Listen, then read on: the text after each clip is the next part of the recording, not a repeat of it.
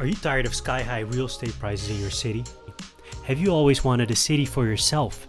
Are you sick of having neighbors in your building and you just want to be left alone?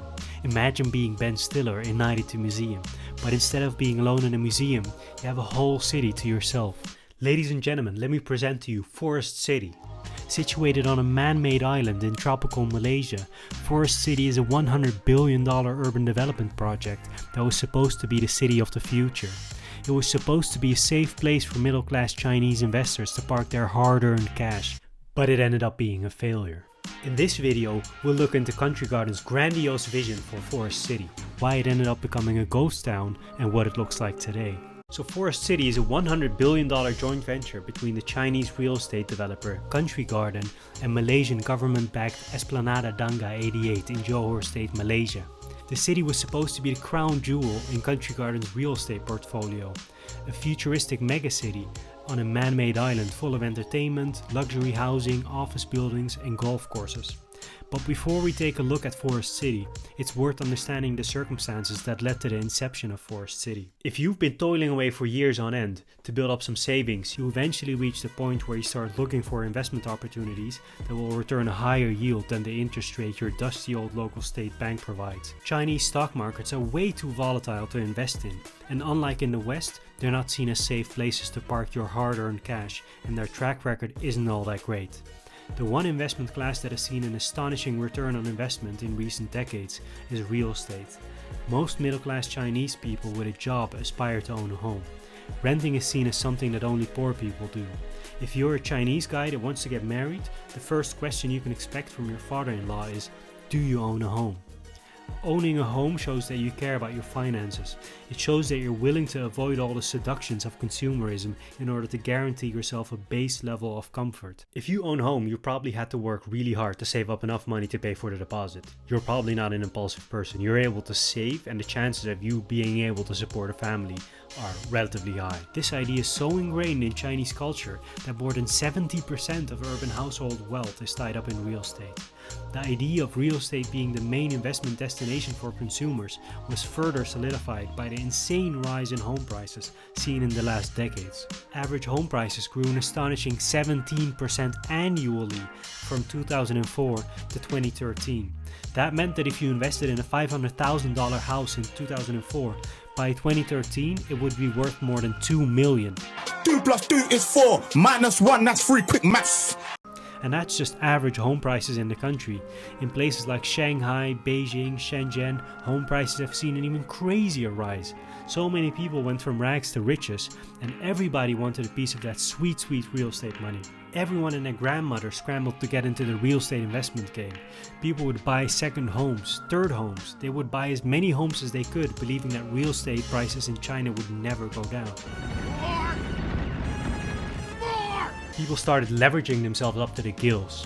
Families would pool all their savings together to buy an investment property that was guaranteed to deliver them money. And so that's the wave that Chinese developers rode to become some of the biggest conglomerates in the world. Chinese developers would sell homes and projects that weren't even close to being built and use that money to go on the most insane spending spree the world had ever seen.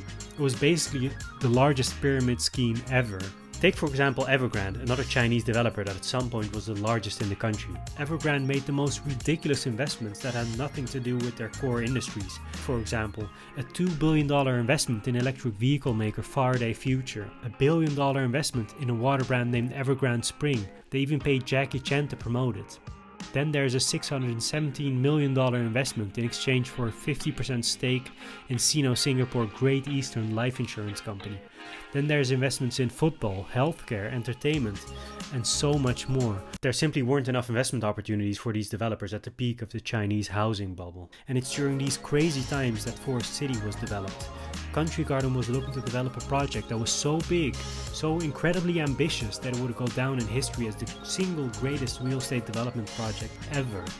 Built along Malaysia's southern Johor State coast, in viewing distance of Singapore, the 7,000-acre Forest City was supposed to become the eco-friendly cousin of Dubai in Southeast Asia. A metropolis featuring a golf course, water park, offices, bars, restaurants, everything you needed, and it would be home to almost 1 million people.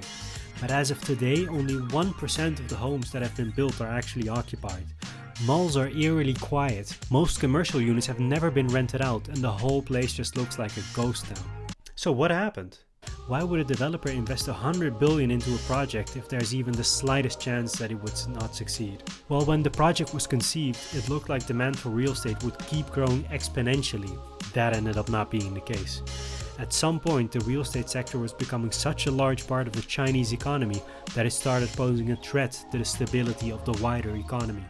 Real estate made up more than 35% of Chinese GDP. This meant that if the sector would start declining, it would drag the rest of the economy down with it. To avoid this, the government had to introduce measures to disincentivize real estate as an investment opportunity. And to avoid pushing people to foreign real estate that wasn't restricted, which would drain the country of capital, the Chinese government introduced measures that would disincentivize spending by Chinese citizens outside of the country. In January 2017, Xi Jinping introduced curbs on financial outflows that limited Chinese citizens to a $50,000 quota, targeted at so-called irrational investments outside of the country that bring no benefit to China. This meant that Chinese citizens could not spend more than $50,000 per year outside of the country, making it really difficult for them to purchase foreign investment properties. People that wanted to buy foreign currency had to first file an application with the Chinese government, and applicants were made to pledge that the funds would not be used for foreign real estate investments, and that they're not using another citizen's annual $50,000 quota. People that were caught violating these rules were added to a watch list, denied their foreign exchange quota for 3 years, and are subject to anti-money laundering investigations. On top of these capital outflow measures, the political climate in Malaysia was shifting. In 2018, Malaysia's new Prime Minister Mahathir Mohamad announced that foreigners will not be granted visas to live in Forest City, further complicating the already difficult buying process for Chinese netizens. The final nail in the coffin was the Chinese lockdown during the COVID-19 pandemic. Because the last thing on your mind when you're locked inside of your own home is to buy some Malaysian investment property.